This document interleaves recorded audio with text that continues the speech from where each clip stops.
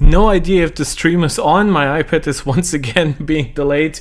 Hello, ladies and gentlemen, and welcome to a new episode with MarkTech, one that is significantly less Apple focused, which, granted, is what I promised, more Apple stuff, but here we are talking a little bit more about consoles. I apologize for that, but hey, once we get that iPad Pro, I can guarantee you that there will be nothing else on my mind, unless we get some big AI stuff or anything from Apple directly, like they just bought somewhat huge, at least for by Apple standards. Their acquisitions tend to be pretty small, but they just purchased an AI company. Let's see how that pans out. We will be talking about AI when it comes to gaming today, so this has been a little bit on my mind, and of course the crazy like Nvidia stock trajectory, and now a little bit all of it falling down somewhat. Regardless, I can now see that my iPad is showing my stream kind of remarkably late, but let's hope that at least for the people watching afterwards this will all work fine. And once again, hello ladies and gentlemen, this is MarkTech. I do cover a lot of different tech stuff here, so if you found me based on PlayStation stuff, I will be covering PlayStation stuff in the future as well. If you found me primarily because of Apple, well, that's the vast majority of content on this channel. And of course, just in general, I can never promise you when exactly I'll be streaming or uploading, but I do try to really react to the stuff that is most important and most interesting to me, and I always react to you guys on Twitter, so you can find the link to that in my channel description. Beyond that, if you like what you see, please consider liking, subscribing, sharing, commenting, and if you want to support this channel directly, if you are live with us, you can send a super chat or a super sticker, or if you want to support me on a more regular basis, there's a link to my Patreon in the description where you can support me monetarily directly on there, because obviously I'm still finishing med school and I very much appreciate your support so that I can keep up this hobby. So without further ado, I see that everything works. I did the famous mistake of streaming once again at 4K. Let's see how that works, because if my internet broadband like reaches out and gives me a finger, I take the entire arm and demand everything it can give me. Now this is very important. This is coming from Moore's Law is Dead. So Moore's Law is Dead is a YouTube channel heavily focused on PC and gaming hardware in general. As far as leakers go, I would generally put him in the upper echelons, but that is not really saying too much. Like, PC leakers are absolute dog shit in comparison to a lot of other tech stuff that gets leaked, mainly because it's very easy, I feel like, to leak a lot of PC stuff that is in flux. And it's legitimately in flux, but because it's in flux during development, you can just say that your made-up rumors were actually just stuff that was in flux and now got changed, right? So you can never be fully wrong. This is why there are a lot of people, like I would name like Red Gaming Tech first and foremost, like people who just keep talking, make videos every day, have nothing new to say. Moore's Law is Dead is not like that. For one, he has had some pretty major, pretty reliable leaks, and I would argue the things he has been notoriously most wrong on are actually things that kind of are in flux, and it kind of becomes a little bit more difficult to blame the leaker. I would argue like his performance leaks for Zen 4 were a little bit off, but granted, everyone seemed to be a little bit off, so it might have been that AMD fixed some stuff. Regardless, I encourage you to take this with a pinch of salt, or if you want to, with a full like Himalaya Mountains portion of salt, whatever you can get. Basically get super salty about this, but this is something I nevertheless want to cover. Now, we have covered in the past leaks about the PlayStation 5 Pro having 60 compute units versus the PS5 36, and we have covered the leaks that it apparently will keep the same Zen 2 CPU architecture, just clock it significantly higher, up to around 4.2 to maybe 4.4 gigahertz, and it will keep the same 16 gigabytes of memory, or maybe it will get 16 gigabytes of memory and like 1 gigabyte of system memory or something like that, but it will go from 14 gigabits per second to 18 gigabits per second of bandwidth. So overall, not the biggest kind of change, but it's definitely a bigger die. And once you consider architectural improvements for the GPU, this is where the PS5 Pro starts to get much more impressive, because obviously neither the CPU nor the RAM amount nor the RAM bandwidth sound particularly pro, but the GPU, especially after these rumors, really does. Now, not only 60 compute units, a lot more than 36, but I would argue the fact that it's basically RDNA 3.75, one might say, it's very close to RDNA 4. It might have some ray tracing specs that are actually taken from RDNA 5. This is not like unbelievable speculation. When the PS4 Pro launched, it had specific hardware for checkerboard rendering, and if this actually gets like AI hardware as well, that would put it by definition ahead of RDNA 4 in many ways. Maybe not like in the way that the GPU compute units are designed, but as an overall die, this would make it far more impressive. Now, first, we can confirm, at least according to, if you've missed this is a screenshot that I took from a More Slow Stats video, because I didn't think it would make a lot of sense to react to this video directly. You can see that the PS5 Pro is keeping the Trinity name, basically continuing with their Matrix inspired code names, and Trinity has been discussed for quite a while as a code name for PS5 Pro, so it's quite interesting. They refer to this as a high-end version of the PlayStation 5, which would turn the current PS5 basically into the standard PS5. It will support basically the same games, so similar to how the Xbox Series X cannot get games that don't run on the Xbox Series S, it's very likely that the PS5 Pro will be to the PS5 what the PS4 Pro was to the PS4, which means it cannot have exclusives. And if you have PS4 games, you can either have like post-launch patches, or if a game has stuff like dynamic resolution, uncapped frame rate, then the PS5 Pro will be able to natively handle it. It obviously can run all those games natively. There is no emulation here. It basically just works.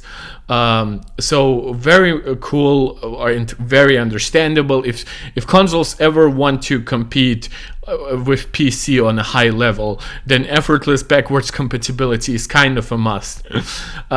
Games can also leverage the increased performance to add support for new graphics features such as ray tracing.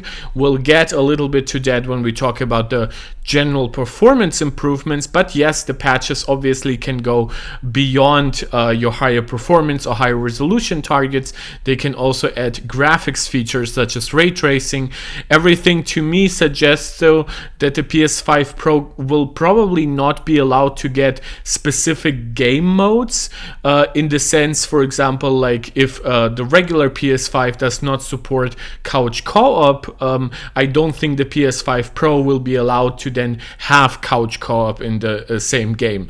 For anybody who has followed the Baldur's Gate 3 drama around the Xbox console support, that was a big issue there, that the Xbox Series X supposedly could run a feature that the Xbox Series S could not, and so the developers basically got an exemption from Microsoft, and it was a whole mess. And I think Sony does not want the PS5 Pro to be so much better that developers will start knocking at their door and saying, well, this game feature absolutely does not run it on the regular PS5, even if we like make it run at 720p and 30 FPS, it just just does not work, and I think they really want to avoid this.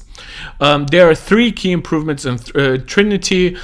First is higher GPU performance. Now this is interesting because we are talking about rendering supposedly being around 45% faster than the standard PS5. This is a little bit lower than most would expect.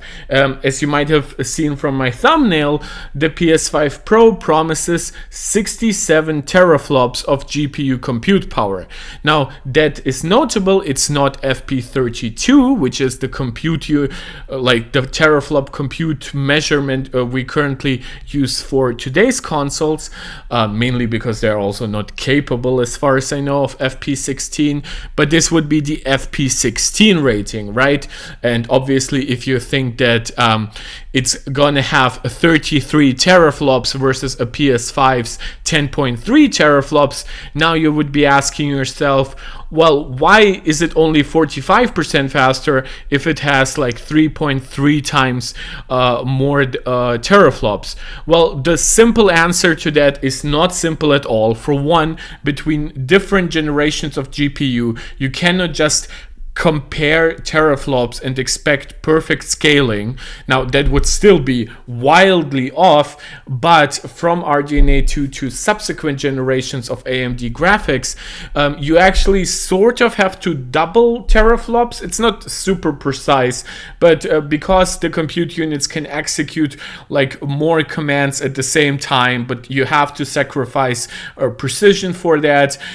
So technically it's more, instead of like 67 teraflops, it's more like 33.5, and technically it's more like 16.75 teraflops. If this is by no means correct, it's still 33 teraflops, but if we really wanted to align it more to the capabilities of RDNA 2, this is where we would be at, and that this would be obviously not still above 45% more, but it wouldn't be 3.3 times more. So why is it not like 65% faster as the teraflop rating that I just calculated in my head would suggest? Well, the simple answer for that also comes to the GPU is larger and uses faster system memory. Supposedly this memory goes from 14 gigabit per second to 18, which, as you might have quickly calculated in your head, does not keep up with like the 60% increase in raw performance, right? In raw performance that you can just do on the compute units. As I said, you can do a lot more, especially if you highly optimize, but this is how you should basically think about that. And with that, it's still, we also, by the way, don't fully know like what exact like clock speed rating it would be. By all accounts, it probably is like 60 compute units with around the same 2.2 gigahertz top clock speed. Maybe in certain modes you could like use fewer compute units but clock them higher. I don't know if that would have any benefits. Mark Cerny has talked about like going smaller but faster. I don't know if that would help anything, but that is just a thought out of 50 billion that I have about this. So basically the GPU memory is simply not fast enough to give you like 60%, 100% more compute power. So your regular output for rendering, granted, rendering also does not fully scale with raw compute in general, right? This is where you get then 45% faster than a standard PS5, but as I said, it's not perfect math here. It's very likely if a developer really goes to the core architecture and optimizes the shit out of it for RDNA 4, then you could conceivably be faster than that. All of those things are usually given in averages unless it specifically says up to.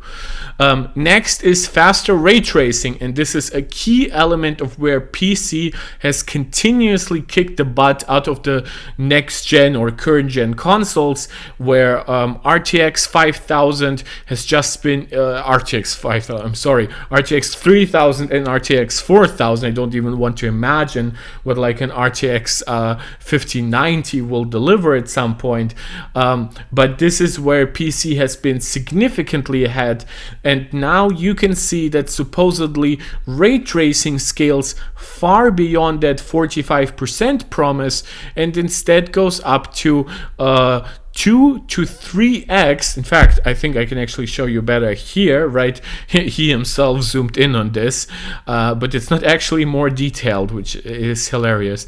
But it can go as far as 4x. Now, they do not say how they exactly calculated that ray tracing, right?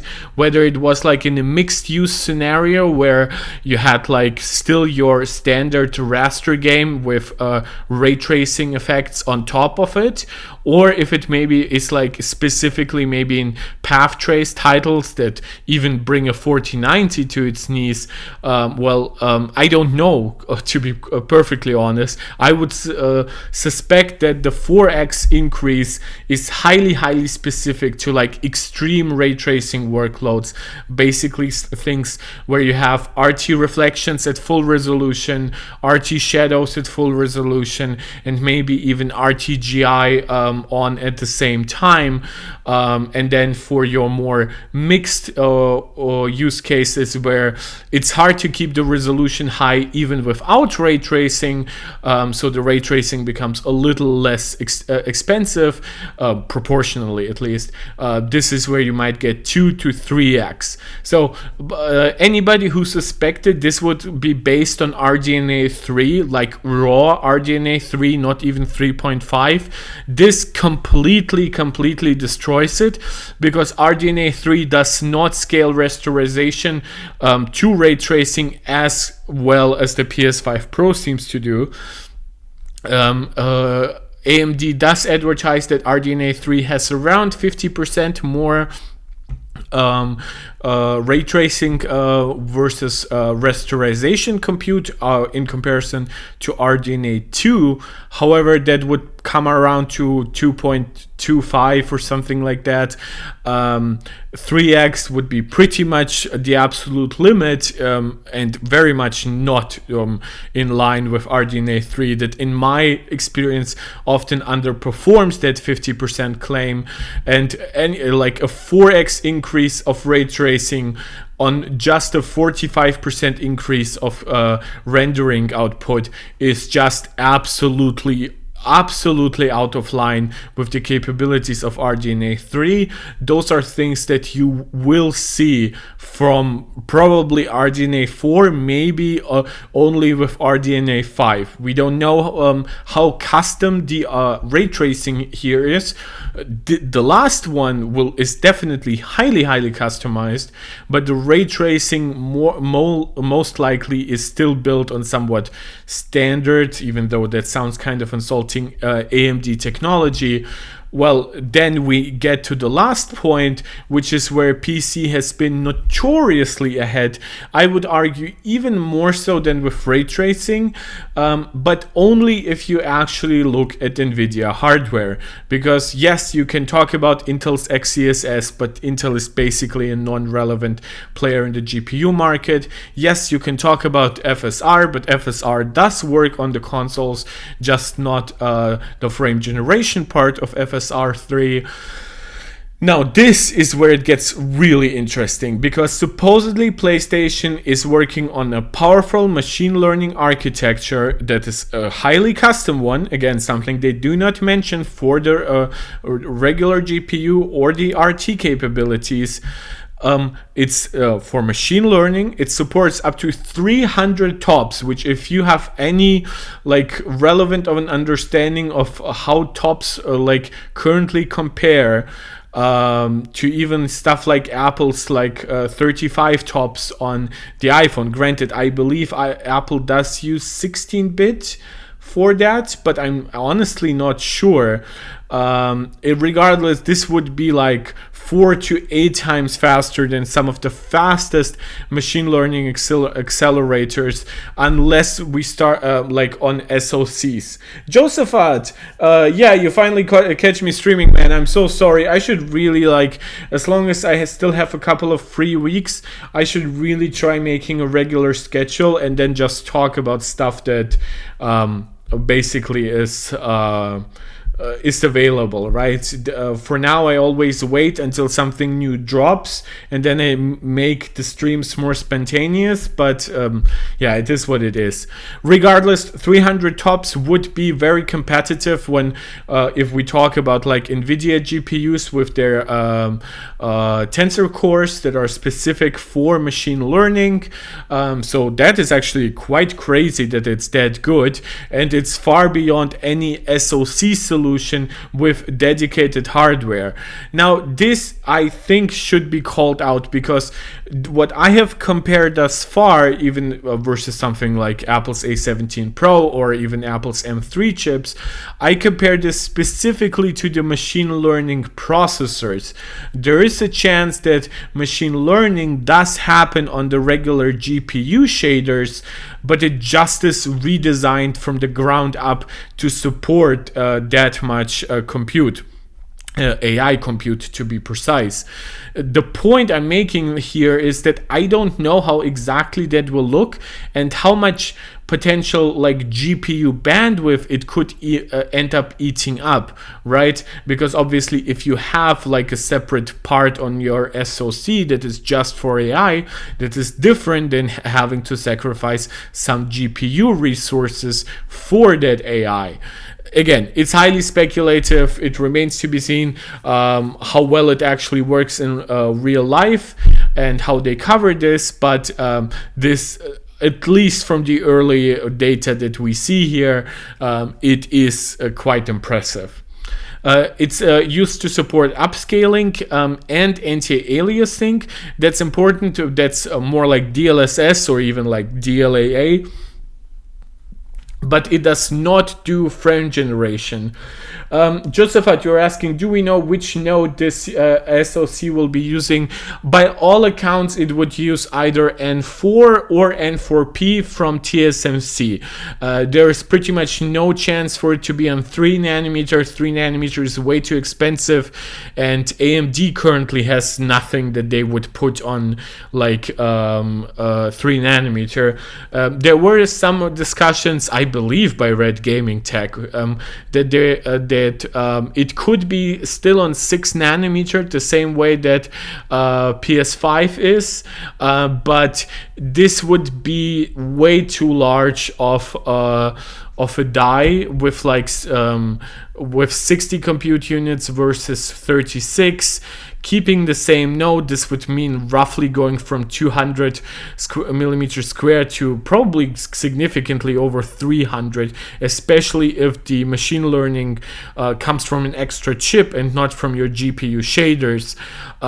So I would argue like some variant of 5 nanometer. Again, I say 4 nanometer or N4P. It might as well be 5 nanometer or N5P. Those are all pretty interchangeable with like 5% differences, but this would make it significantly more efficient than the regular PS5. And given the huge performance increase that we're seeing, I highly doubt that they would like spend extra money on like a ton of copper and aluminum to cool this and on a much larger chassis and still put it on 6 nanometer, rather than bite the bullet, pay more per transistor but make the chip a lot smaller, put it on 4 nanometer and just enjoy it basically until the generation runs out, right?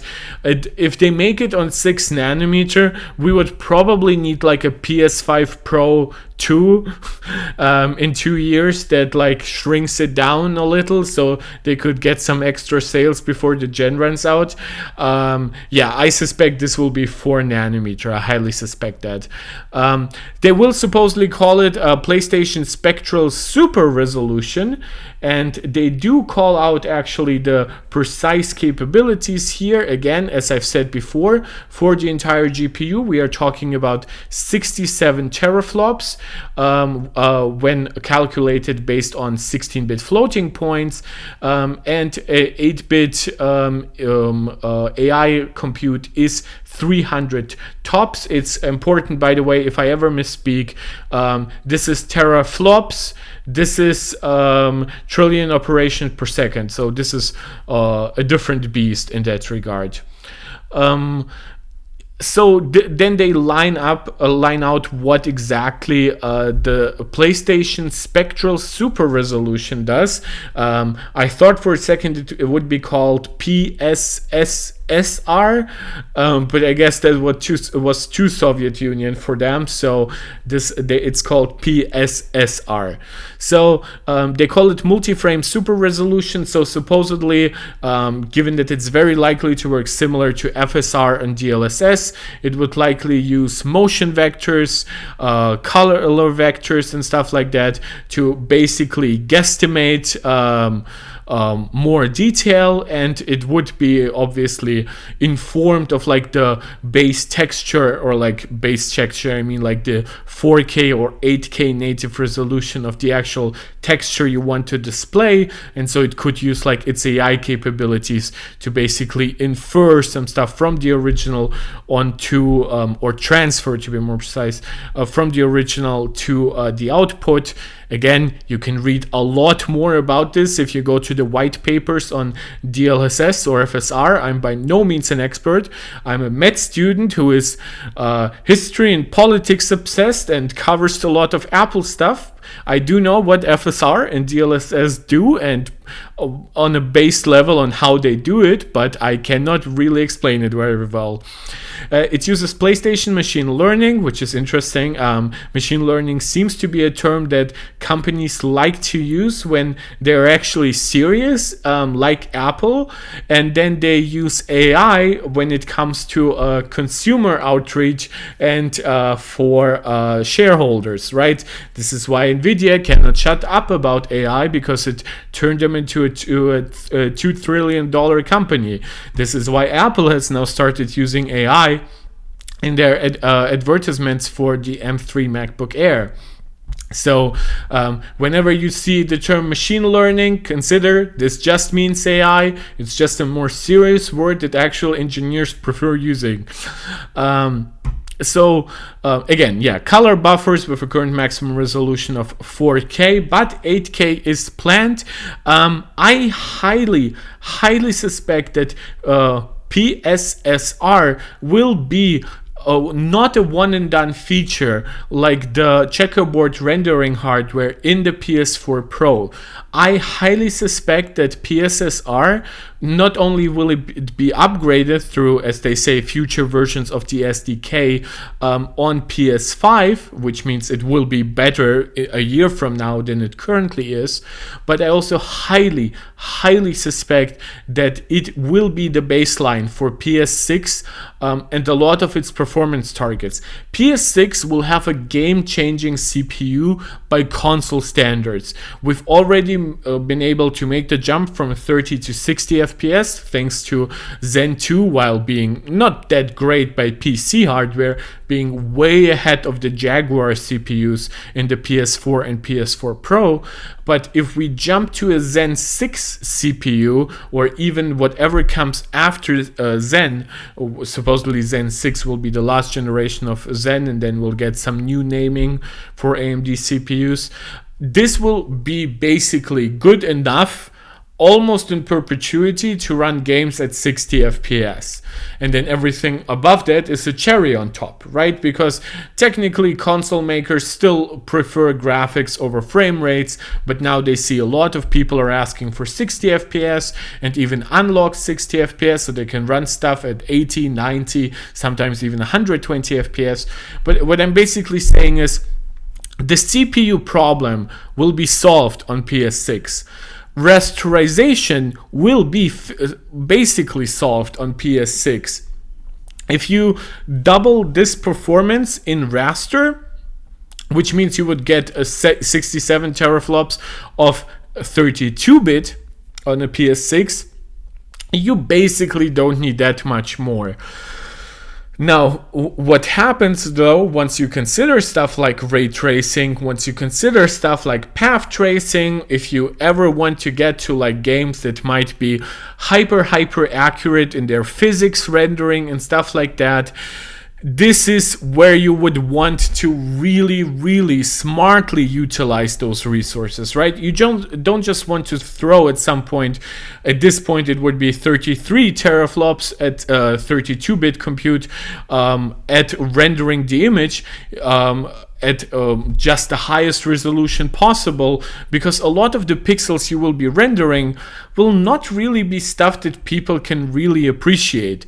Why not render an image at 1080p and output it at 2160p, right?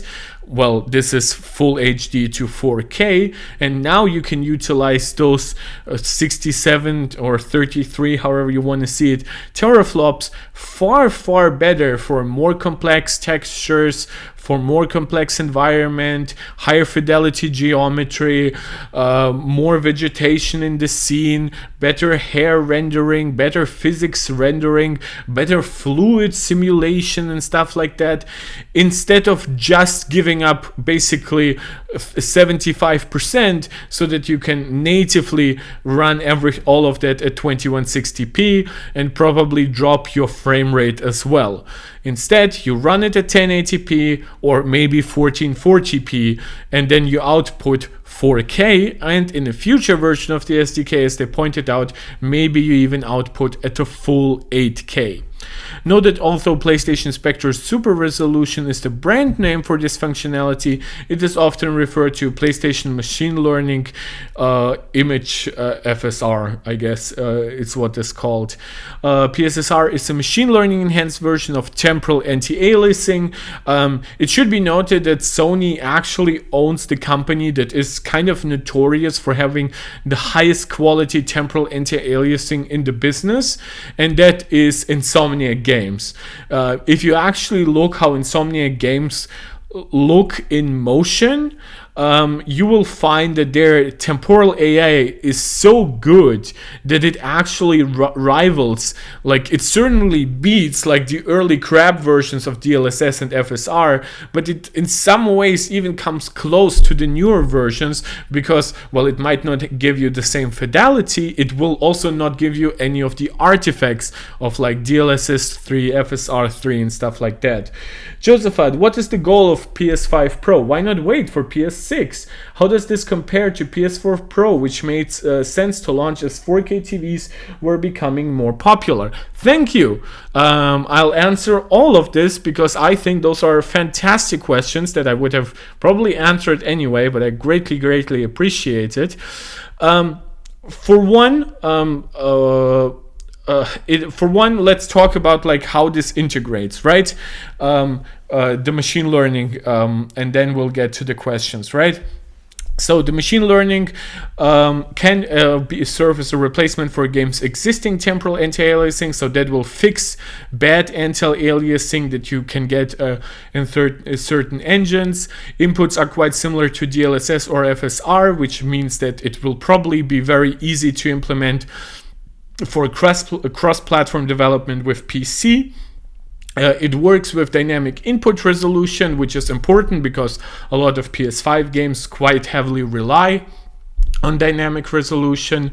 There is no need to train per title as there was when FSR, when DLSS originally launched, and it requires roughly 250 megabytes, which could be a problem if a game is really using every little megabyte of memory, but most likely will not create too many bottlenecks, especially, as I said, if there is an extra gigabyte of memory that they put in for DOS, then I think they will be perfectly fine with just freeing up that space on the graphics memory and having that extra space also for the AI.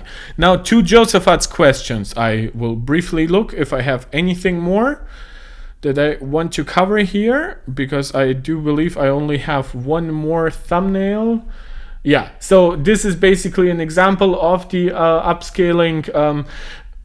basically works better than FSR. There's not much else to say because this isn't even a full resolution image. We don't know what the input resolution or the output resolution here was. We don't know if any other settings were changed, but yeah, this looks better than this. Regardless, now let's get to the hard stuff, right? Why is the PS5 Pro being made? And I have said that time and time again. In fact, I'm quite infamous for sometimes making statements that a lot of people misconstrue as anti-consumer. And my point always comes down to that I am the most pro-consumer MFer that you will ever see, because I always talk about one thing: options. And I mean with options, true freedom of choice. If you want something, you can go out and buy it. This is, for example, why I've never been a hardcore advocate for iOS to be opened up to side loading, because I have said it should also be an option to me to buy a phone that doesn't allow it because it comes with certain benefits, right? In that regard, I'm a little bit of a libertarian, in no other regard though. But why with PS5, why would you want the option of a PS5 Pro? Well, for one, what does it do similar to PS4 Pro, right? Well, PS4 Pro allowed us 4K output, right? Wrong. PS4 Pro gave us 1440p with checkerboard rendering up to 4K. If you actually look at how games run on PS5, once you account for higher fidelity ray tracing, for example, like Spider-Man 2, you will find that a lot of those games, if you want to run them at 60 frames per second, they run similar to a PS4 in resolution, and then you get like higher, like some temporal anti-aliasing injected into it. You get at the base higher texture, so that helps even if the output resolution is similar, right? But Spider-Man 2, an Insomniac Games titles, a PlayStation first-party game, in its 60 FPS mode, runs at sometimes below 1080p to like around 1200p. For one, I would argue this will allow us to have 4K ray tracing at 60 FPS. Now, it might still not be ray tracing as good on a 4080 or a 4090, but it will be good enough for the vast majority of people. Beyond that resolution increase, especially for ray traced titles, I would argue that there's also more than ever an ask from console gamers to get higher than 60 FPS play. Now, it does not actually mean that all games need to run at 120. Probably by still using Zen 2, it might not even be able to do so. But guess what? If your game like God of War Ragnarok already runs at 80 frames per second in its VR unlocked mode at 1440p, that means it can run at the same resolution at now 120 FPS. If a game like Horizon Forbidden West runs at around 75 frames per second in its VR unlocked mode, well, now that mode can run at around, let's say, 100. And thanks to it being a VR mode, it does not have any kind of like frame pacing issues or something like that, right? So higher output resolution for games that have been running quite low. If you check like the latest Metro Exodus patch with like ray tracing, right? It can be sometimes very not pretty with dropping to 720p or something like that. So even with just a 45% increase in raw rendering, we already bring that up higher. Then we use the higher fidelity RT to boost that even more so. And games that will still be stuck at around 1080 to 1440p because the title is so demanding. And I'm talking about primarily 60 FPS. I don't see most games using all of that and then still running at 30. This is then when you use custom machine learning, and now you bump up your game from, let's say, 1280p to 1440p in dynamic resolution, and now its output is consistently 4K. And now it doesn't matter how large your TV is, as long as it's 4K. It doesn't matter how close you sit to it, as long as you aren't looking at it with like an enhancement glass.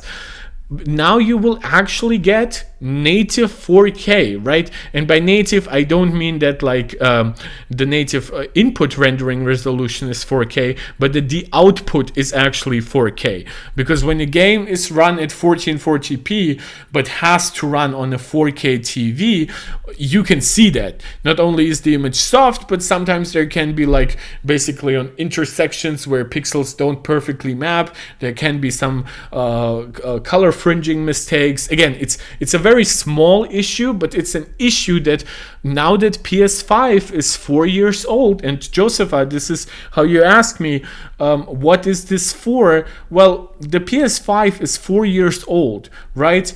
If people want to buy a console right now, and by the time this launches, and they have, let's say, $600 to spend, well, they could still buy a $450 PS5 if they really don't care about any of this, if they maybe run only a 1440p monitor, maybe even just a 1080p TV or if they truly don't care about 60 FPS. But if you do, if you have a large, beautiful 4K TV, if you might be interested in 90, 100, 120 FPS gaming, and if you want all of those effects at a somewhat decent high refresh rate, then yes, you will need a PS5 Pro, and this is where you get the option. The reason why this does not necessarily map onto new hardware the same way that PS4 Pro did is, I would argue, because 120 Hz TVs have actually been coming out since the launch of PS5. We just barely cared about that because, well, the amount of 120 FPS support on PS5 is relatively small.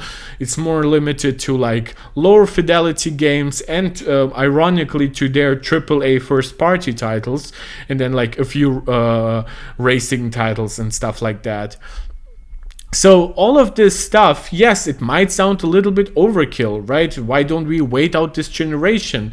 And there is one other point about that I would say. For one, as I said, it's just an option, right? Doesn't hurt anyone. This is why they specifically call out how easy it is to integrate this, right? If we actually look at it, they do talk about that it's a replacement for existing AA.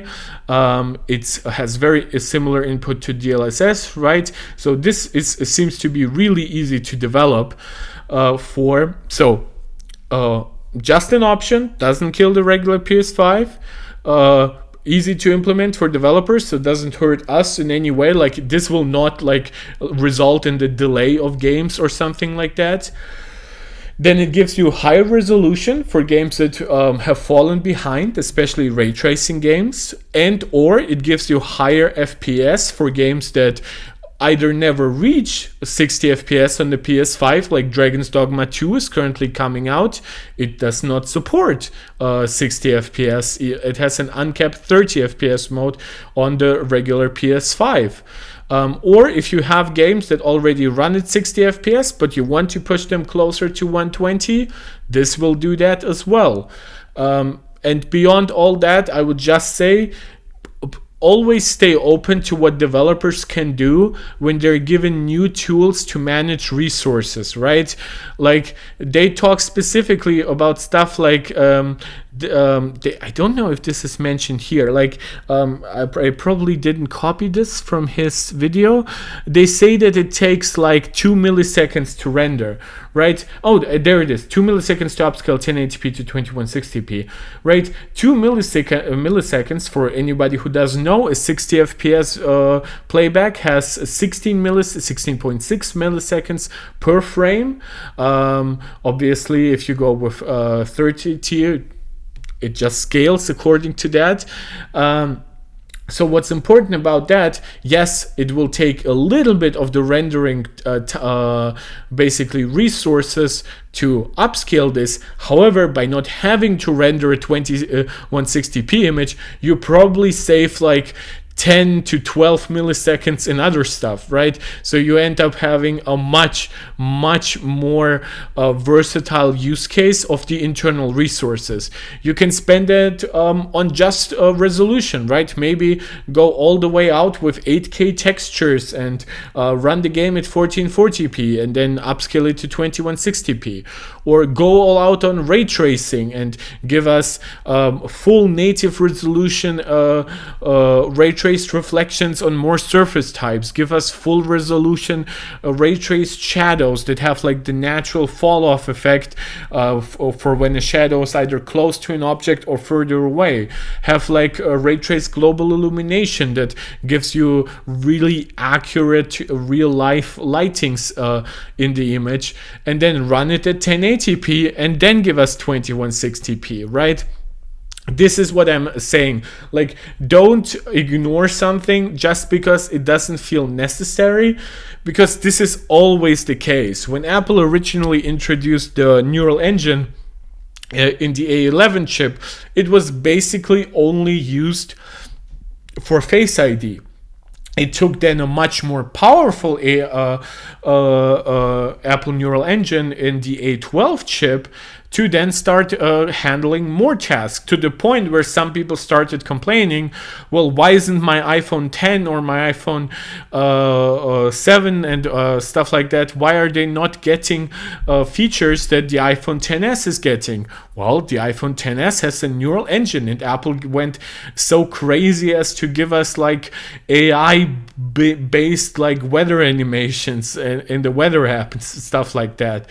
So what I'm trying to say here is basically be always grateful for options that don't harm you. I will not be naive. Sometimes more options can harm you, because if you have like a really well-selling piece of hardware that is way better than what you have, you might be left in the dust. You know what I'm talking about? I'm talking about the Xbox Series S. The Xbox Series S has been left in the dust by the Xbox Series X in terms of performance, but then another problem happened. Mentioned how I said, well, what if that better selling hardware, what if that better performing hardware is better selling? Well, guess what? The Xbox Series X does not sell better than the Xbox Series X, as in fact quite the other way around. So you end up in this weird situation where developers have to sort of care more for the Xbox Series S, a system barely more powerful than the Xbox One X in terms of GPU capability, but people who buy then the Series X don't actually get that much back because developers don't really care about it because it didn't sell well enough. The PS5 Pro comes in 4 years after the PS5. By the time PS5 Pro comes out, there will be like 60 million PS5s out there, maybe even more. The PS5 Pro will sell well, but it will not eclipse the PS5 by any means. So the PS5 Pro does not cannibalize the PS5, nor does it cannibalize development time or anything else like that. This is just an option for more resolution, higher frame rates, higher fidelity ray tracing. This is what this is all about, and it's going very smartly about it by giving you a little bit of more compute, but not crazy amounts, by giving you way more RT compute, and by then giving you an innovative solution. Innovative by which I mean for consoles, should be said. We still don't have a Nintendo Switch 2 that supposedly will come with NVIDIA DLSS, so this will be the first console with hardware accelerated AI for upscaling, which is quite ironic because Microsoft actually promised at the launch of the Xbox Series to be working on something like that. Looks like that didn't pan out though. Josepha, thank you for explaining. You're welcome. I do wonder how they're going to market it. That's very smart. Yeah, you have like very keen instincts on what the actual problems are. 4K TVs made PS4 Pro easy to market. I agree. I think they will have a hard time marketing this, especially if it's a lot more expensive. However, there are a couple of points.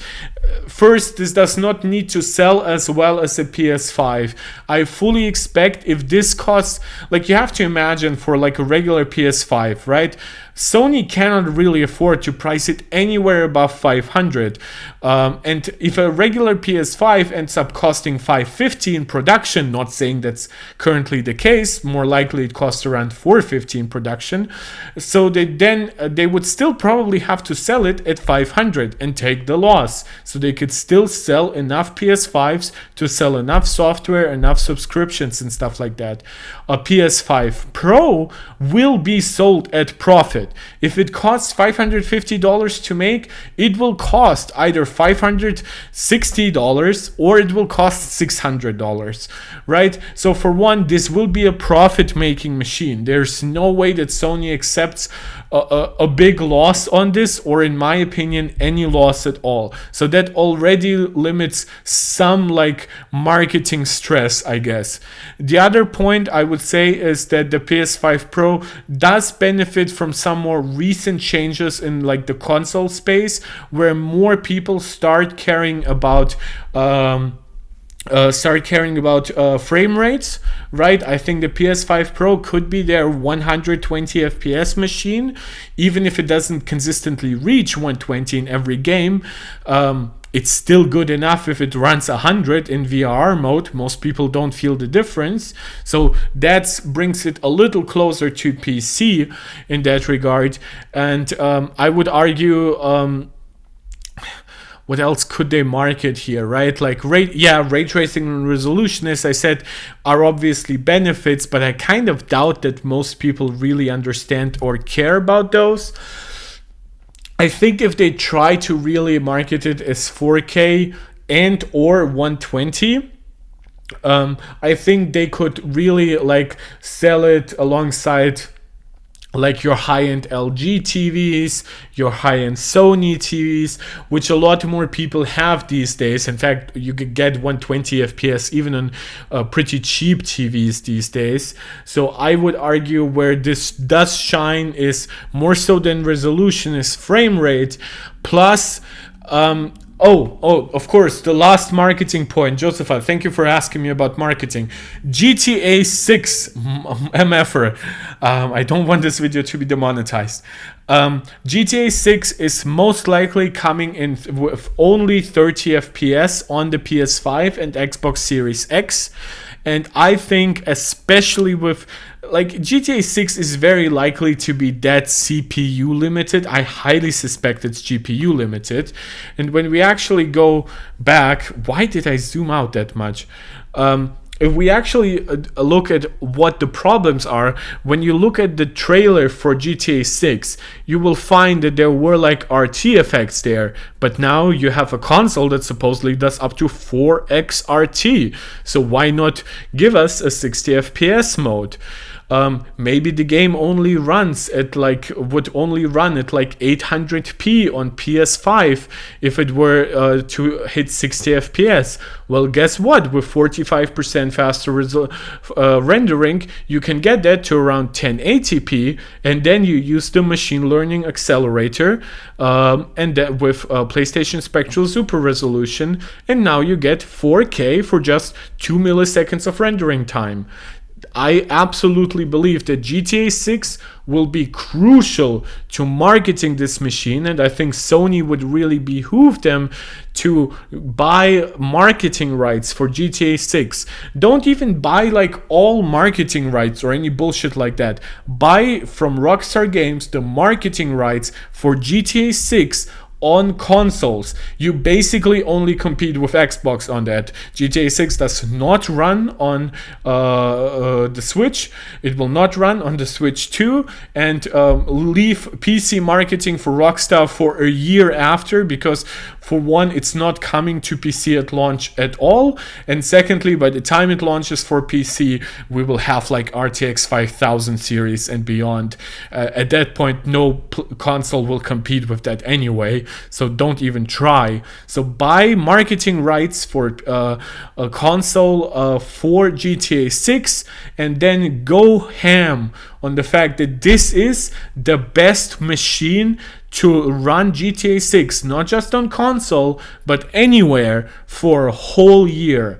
right? Because PC is not likely getting it for at least 6 months. My suspicion would be for a whole year, given what we've seen like with Red Dead Redemption 2 and other Rockstar games. And then really go ham. Say, look, if you want 30 FPS, that game is now 4K with RTGI, ray traced reflections, ray traced shadows, everything like that. And if you can accept the game running at 1440p or even 1080p, well, now with machine learning, you get that looking almost like 4K, but at 60 FPS, maybe unlocked even at like 70 or 80 in VR mode. This is what I would say. I would say target the more enthusiast, higher FPS crowds. Target a little bit the people that have that watch like Digital Foundry and have seen that like Spider-Man 2, for example, does not even fully reach 1080p all the time. But then market the actual games. And it's not just GTA 6.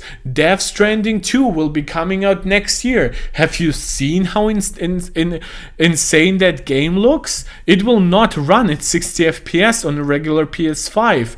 It most likely will on a PS5 Pro. So I would argue that a lot of people who have a PS5, they know like the choice between fidelity modes and performance modes.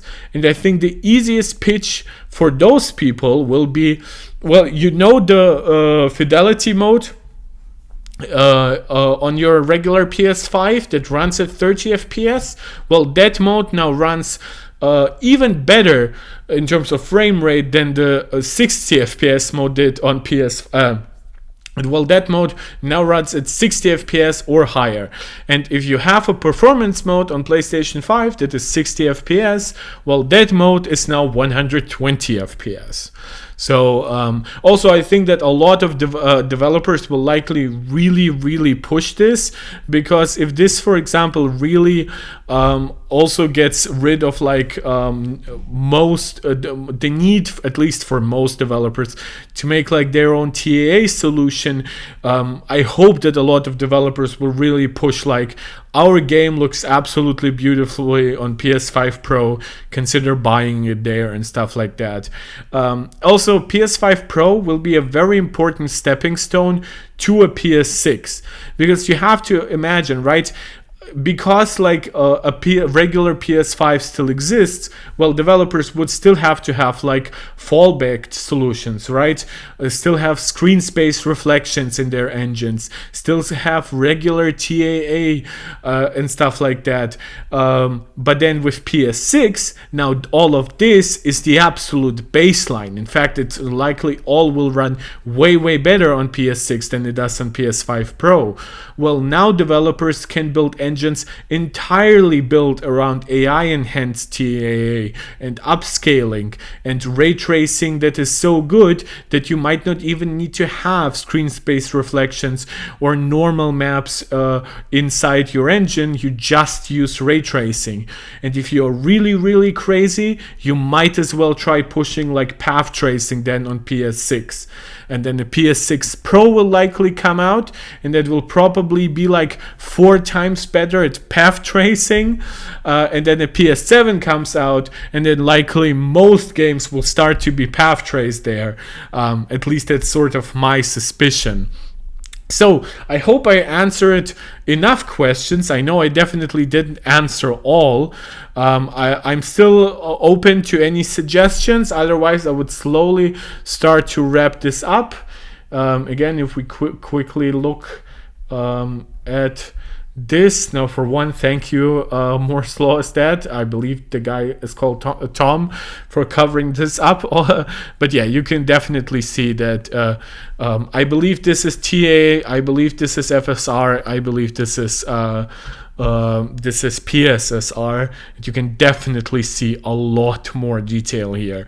And I would argue if they really do it well, and because it's just one dedicated piece of hardware, there's a good chance that it will have fewer artifacts, not because it's a way better upscaling solution than FSR, but because developers would likely be able to go into their games and tweak the code like manually for this one piece of hardware with this very specific upscaler solution in comparison to having to fix basically everything for FSR, XeSS, DLSS on PC.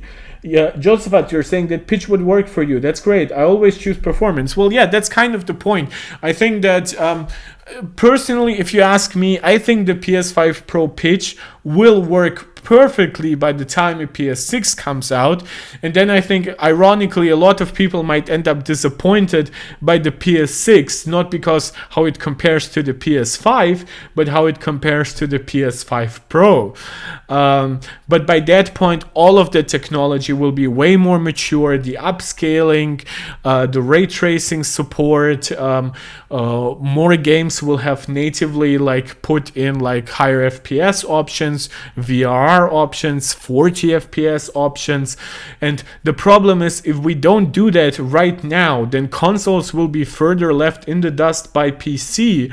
And at that point, I don't think we could, like, I prefer PC, I prefer a console. I prefer a lockdown system where games are highly optimized for, where there's notable support by like the first party platform holder, right?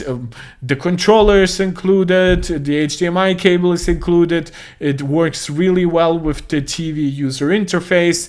It's supposed to be big and bold, right? This is why I don't like the Xbox UI, but that's another discussion. And I think that consoles do need that extra option for more enthusiast people like me. Like, I'm not a hardcore gamer, but for example, when Apple offered to buy for me to buy an M1 Max 14-inch MacBook Pro, either with 24 GPU cores or 32 cores, guess what? I paid a crazy amount of money for the 32 GPU cores, because for the little amount of gaming that I do on my Mac, mainly through stuff like crossover and emulators, I can feel a little bit of the difference. It's not great because there's a lot of thermal issues, but guess what? I paid a lot extra to get a more premium solution, and that was already a more premium solution of a more premium Mac. So in consoles, the fact that some people look at a $600 machine potentially and say like, well, that's too expensive, that's unnecessary. Meanwhile, the same people buy like $1,200-$1,300 phones. I just don't understand it. For one, it's an option. You can still choose to buy the $450 version, and it's still a way better package, right? With like 2, 3, 4, 5% profit margins at best. It's not like your iPhone that costs like $600 with research and development and packaging and then gets sold for up to $1,500-$1,600. So I just wanted to say that there's a lot of like, I'm not calling you out on that, Josephat, but your questions, I feel like, come from a broader crowd that is a little hypocritical. Like, I feel like Digital Foundry has been like that until they recently changed their mind, and they've said like, look, why would you need a pro machine, right? They've said that for like the first 3 years of the PS5's existence, and now they're like, well, now games are hitting 1080p in expensive ray tracing solutions. I guess we now need a pro. And I'm like, bro, that was always on the horizon. How did you not see that this would happen? Josephat, are there rumors about M4 Apple Silicon to talk about in a future stream? No, not really, except for it being on the second generation 3nm node from TSMC. And 3, I guess the most relevant thing you could talk about when it comes to M4 would actually be its competition, which would be Zen 5, which is very likely getting a quick rollout, both the desktop and laptops chips, in like the second half of the year. Then we have Intel Arrow Lake and some other stupid name. This is so stupid. I hate Intel's branding so much with all my heart. And those would be the main, and of course the Snapdragon X Elite. I think those would be the things we would, I would guess, have to discuss if we talk about M4. Beyond that, I think I could just speculate, I guess, about M4, which would mainly come down to, for one, I suspect it will finally use LPDDR5X over LPDDR5, and it's very likely to have a major uplift in ray tracing performance because, to be honest, that's what usually happens. And we've had, the second generation RT is usually way better than first generation. And then what we also get is the rumors about more AI, more better, basically. And the problems with that is you never know if that will actually be like a deep architectural improvement for AI, or if it will be marketing buzzwords. Because at some point you have to understand, like, Apple already has amazing AI in the A17 Pro. They're really, like, of course there's a lot room upwards, but how much of that will be utilized will depend a lot of on iOS 18. So if iOS 18 comes in a little disappointing with its AI features, well, that kind of sucks, right? And then it wouldn't matter that much how good is an M4 when it comes to AI. But if the features really are phenomenal and the AI is like really rated for even more features and higher efficiency, then I guess that is when it's worth talking about. But this stuff rarely gets covered in rumors, unfortunately. This is stuff where you really have to wait until like until you actually have like the keynote, or it's a week before that and Mark Gurman got like his greasy hands on like a marketing slide and is talking about it. But yeah, I wouldn't really, I will cover it if something comes out. You see that similar with PS5 Pro, I already covered it once. This is, I believe, a nice follow-up. And if we get more stuff about M4 than just more AI, more better, I will of course cover that as well. Yeah, I think this is kind of it. I think that by the time PS5 Pro comes out, I'll definitely be making a video similar to what I did for the M2 iPad Pro, which is actually one of the first videos on my channel that performed reasonably well. And it was called In the Defense of M2 iPad Pro. I kind of think I will have to be doing the same for the PS5 Pro, because I know that the same complaints of like, why does this exist? Why does this eat up resources? Why does it cost so much? Did we need this? I know that all of this will come for the PS5 Pro as well. And I just, I guess I'll play devil's advocate for this. So yeah, that's about it. I do have to hit the shower because a spoiler or secret here, I freshly came from the gym and had like half an hour to just eat a little bit before the stream. Because I didn't want the stream to happening too late in the day. I'm really happy that I finally did a stream that came at a time when we had at least like 5-6 viewers simultaneously. I hope to be doing more stuff more regularly. I know most of you guys prefer watching my videos afterwards anyways, but I do hope to be increasing the live viewership as well. Beyond that, I just want to thank you so much for the support for this channel. We are at 85K. it drops a little whenever I don't do content for quite a while. I just did my subscriber count on Patreon, but it is what it is. I fully understand that there are way more engaged YouTubers. I hope you still enjoy my content. And if you do, please consider subscribing, liking, sharing, commenting. And as I said before, if you're watching this live and want to support me directly, there are super chats and super stickers. And if you want to support me on a more regular basis, you can also find the link to my Patreon account in the description of this channel. Beyond all that, I also just recommend following me on X or Twitter, and it's not X at all, so it's just Twitter, to be honest. This is the platform where I'm most engaged on, because this is the platform that I can use while on the toilet and while on the bus, and even in the gym. So I really look forward to meeting more people there. We've recently increased our subscriber count, our follower count there by like 30%. That sounds a lot, but we only had 200 followers to begin with.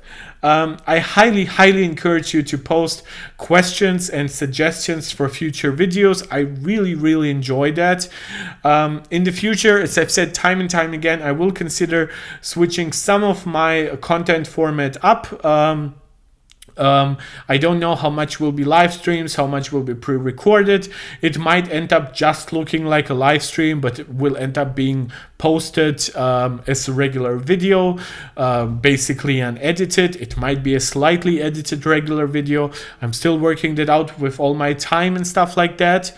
But beyond all of that nonsense, I just appreciate your support, and I hope to see you guys soon again here. This is Mark Tech, tuning out.